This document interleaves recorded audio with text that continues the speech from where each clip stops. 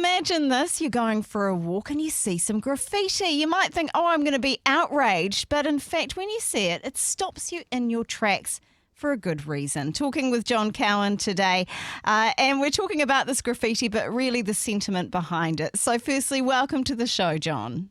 Good morning, Diane. Lovely to talk to you.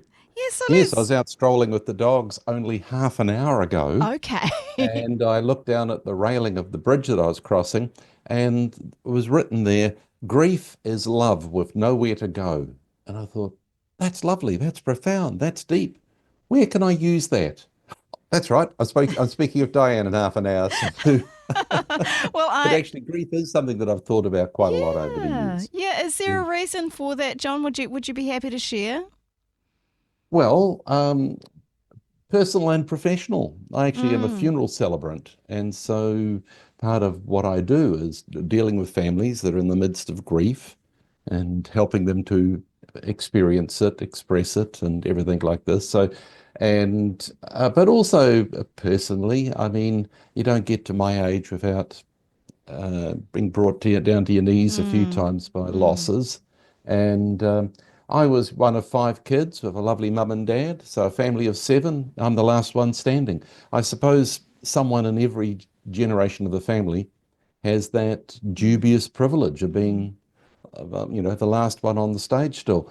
And I don't know whether that's the best position or the worst position to be in. I've certainly um, had to say a lot of farewells in my family. Yeah, But that's grief tough. can be a lot of things. Maybe you haven't had someone who's really close to you pass away, but I bet you've experienced grief because grief can come from all sorts of things. And sometimes you don't know it's grief.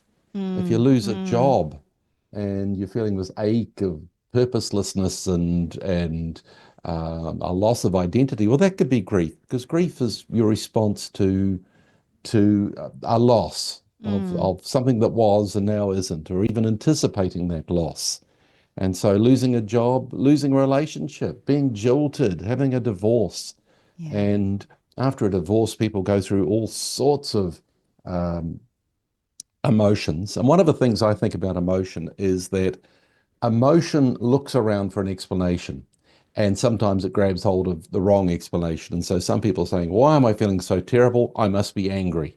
Mm, And why am I feeling so excited? It must be love. And sometimes those emotions probably had a more appropriate label. And so sometimes it's probably more appropriate to think, no, this is grief, this awful feeling I'm feeling now that my kids have all moved out from home. It's mm. actually grief. And so I should treat it as such. So how do And you treat grief then? Because I suspect we all treat it differently, and perhaps some of us do it better than others. I'm not sure.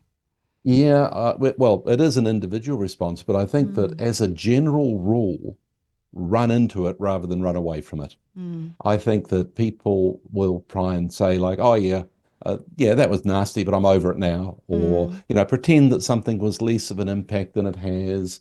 Um, it's or just minimize it. I'm tougher than to crumble at the loss of my dog or something like this. As if these things don't matter as much as they do. Do you know what? I reckon that makes you sick. And because okay. I had a number of grief incidents happening within a year or two of each other, and I think I handled each one of them well. But then I got sick, and I've been told subsequently that's not unusual. Yeah. That the stress of it not being handled properly just corrodes away something in your immune system. So I remember doing a funeral for an uncle, and I did the eulogy and everything like this, and I said some nice things about him. And then afterwards, I was talking to my auntie, and I said, "How was that, auntie?" And she says, "Oh, I don't know. I turned my hearing aids off. I didn't want to get too sad." Oh, And right. so, yes, Yeah. people are afraid of that awful, awful feeling of feeling sad. But I think that's the route you have to go. Mm, You have to mm, head into it. And if you try and step aside, avoid it, pretend it's not there, I think it's going to trip you up and take a lot longer to get over. And maybe it'll have some other consequences in your life. But what happens if you head into it? You feel awful. Yep, mm. that's unfortunately part of it. And how long will it be? Well, that again is individual. Yeah. For Yeah. some people, it's a relatively quick process. Depends who it is.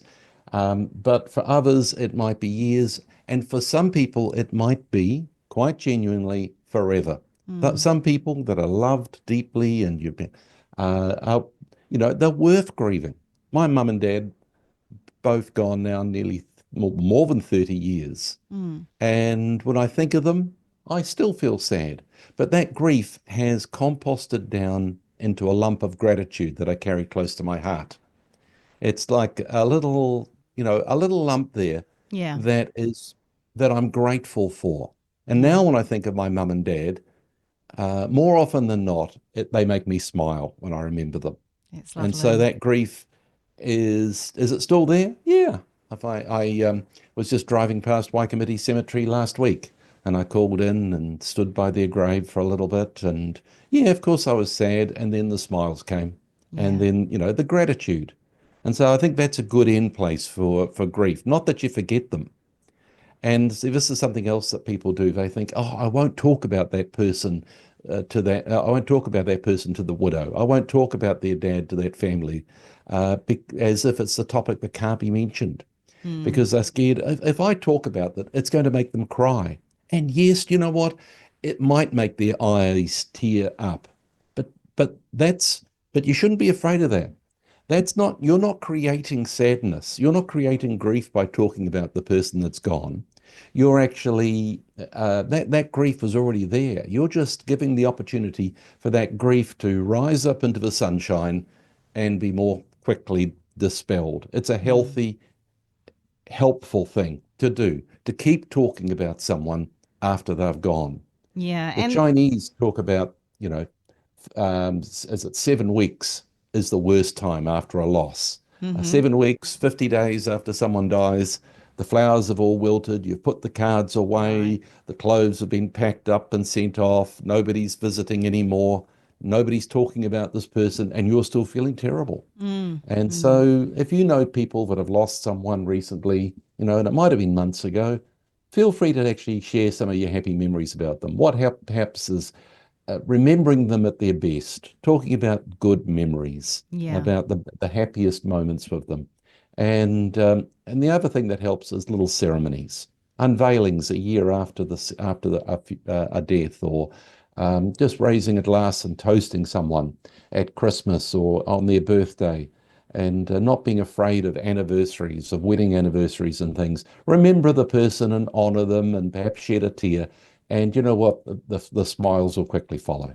So Mm. that's it. Head into grief, I Head reckon, into rather grief. than run away from it. And I think too, what I'm hearing is, yes, thinking about your own responses to grief and how Mm, you do respond, but also, as someone who is a friend or a family member of someone else who is grieving, how can you respond to them as well? And again, it's mm. not running away from it, as you've just said, but No? actually being there for that person and not avoiding the topic as such. Yeah. John, Mm. we started this conversation with this bit of graffiti. Grief is love with nowhere to go. Yeah. Yeah, and you've certainly shown us how we can process grief and where it can go Yeah. this That morning. love can go somewhere. Yeah, that's right. Hey, thanks again for being a part of the show. My pleasure. See you later. Thanks for joining us on Rhema. Now, if you found value in today's content, hit that like button. And if you haven't already, consider subscribing to our channel with the subscribe button.